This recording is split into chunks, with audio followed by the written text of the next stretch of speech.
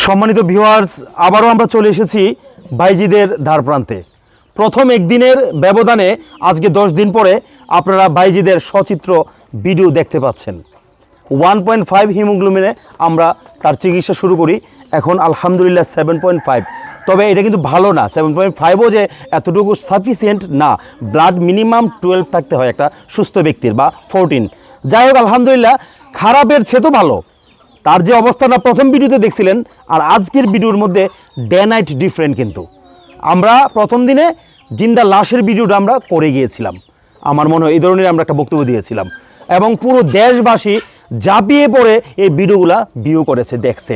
দেখার পর বাইজিদের জন্য অসংখ্য ব্যক্তিরা দোয়া করেছে, এবং আপনারা যারা প্রবাসী ভাইয়েরা যাদের অক্লান্ত পরিশ্রমের টাকা থেকে সংযুক্ত বাইজিদকে সাহায্য করেছেন বা সামনে আরও করতে চাচ্ছেন, দয়া করে বাইজিদের একটা কথা হলো কি জানেন, বন মেরু স্টাডি টেস্টটা 7 দিন পরে রিপোর্ট বের হয় আর কি।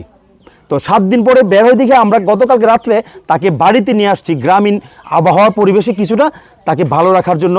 7 দিন পরে আবার আমাদের মানবিক টিমের আমি বা তৌহিদ বা জাকির যে কোনো আমরা একজন আবার সিলেট তাকে নিয়ে যাব, নিয়ে বন মেরু স্টাডি টেস্টটা আমরা ফুললি ডক্টরের সাথে আলোচনা করব।